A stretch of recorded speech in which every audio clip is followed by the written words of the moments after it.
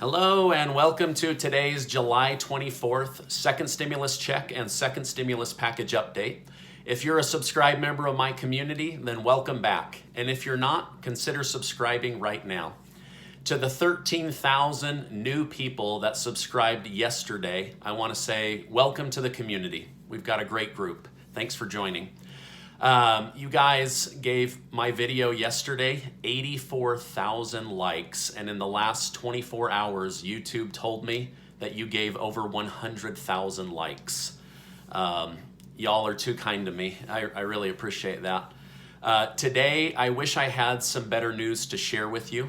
I always prefer to give good news, but at the end of the day, I just want to give you truthful news. So, regarding the stimulus situation, unemployment, money for essential workers, and the next stimulus package. It seems that after a week of being back in the Senate, we are going into the weekend with only one concrete piece of data, and that's that there will be a $1,200 stimulus check.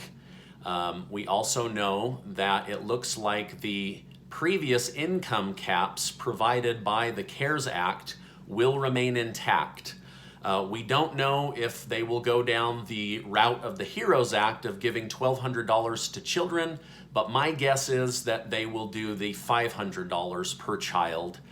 We don't yet know if there will be a cap of 3 children, or if you have more than that, if you'll get more than that. So again, we don't really know what will happen, but we know that there will be a stimulus check, and we know that the income caps will be the same.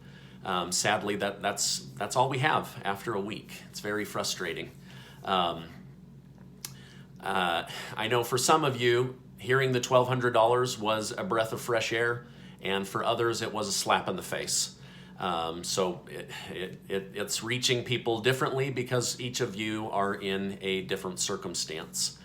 I know some of this is due to the HEROES Act and other proposals that were made earlier that made promises of bigger amounts of money and recurring stimulus for 6 to 12 months. I, for one, have not been promoting those higher numbers or that recurring potential 6 to 12 months, because after doing the math, it became pretty clear to me that that would bankrupt the nation. And so I have not wanted to pass on false information. The numbers were just too large to be feasible. But I'm grateful to hear that there will be that $1,200 check. So I feel the government should have kept these plans out of the public, because all they've done is confuse the people and raise false hope. I'm not blaming one party over the other, because when it comes right down to it, I've been disappointed in both parties. It looks like there will be some delay in hearing about the new Senate bill. We won't know anything from lawmakers until next week, as the Senate is requesting additional time to polish their proposal before making it public. So on the one hand, great. Don't tell us what it is until you know what it is. But at the same time, like, come on, hurry up. People are dying, people are going homeless, people are running out of food. According to Senator Mitch McConnell, they should have something early next week to share with the public. It appears there is growing division, or maybe I would be better off saying there is continued division among leaders, as they rarely seem to be able to work across the aisle with each other for the American people. The Democrats on one side want an all-encompassing bill with a large $3 trillion package. On the other side, the Republicans now appear to want to do multiple bills, with the first being liability protection, reopening schools, and direct stimulus checks to the people. If doing it all at once means that there's going to be a delay in getting money to the people, then I think a smaller bill that gets money out quickly would be better than the potential delay of an all-encompassing bill where people may not get money till September or even October. So what do you think? Should they go with an all-encompassing bill that may have a time delay, or should they try to piecemeal this and get money out to the people? Let me know what you think in the comments. I believe that they need to get money to the people, and fast. Again, I'm not trying to take sides. I'm trying to see what each side wants from the other and weigh that against the time frame to get their demands. I think the Democrats went too big, and I think the Republicans have moved too slow. So both parties have not been perfect at this negotiation. Sadly, today ends the eviction moratorium protection, which may lead to a massive wave of evictions. If you get evicted, please reach out to family or friends or find a place to stay. This now means that in the next 30 days, upwards of 12 million renters could be looking for a new place to live or find themselves homeless. This really is a negative cycle because you may kick somebody out only to find that the next family that wants to rent from you has now had their credit negatively affected, or they are struggling with income. This is affecting everybody. And so anyway, landlords, be as generous as you can, while at the same time I know that you are not running a charity. Trevor from the community said the next bill really should be named the It's Obvious They Don't Care Act. Sadly, there are parts of the next bill that I would agree with you on, Trevor. Now, speaking of essential workers, we still have nothing as far as will there be a boost in pay for a certain amount of time or a one-time bonus. Essential workers are simply not being discussed right now. That doesn't mean that there won't be something, but the lack of talking about it leads me to believe there may not be something, and that makes me sad. I appreciate all the essential workers who have continued to work throughout this entire situation. Speaking of unemployment, we still don't have an answer for you. There is so much disagreement about the amount going forward and the time frame that they are willing to extend unemployment. Gratefully, one area that we don't have to worry about is it seems that all the important players are on board with some form of federal unemployment assistance. So hopefully by early next week, I have some solid numbers to share with you.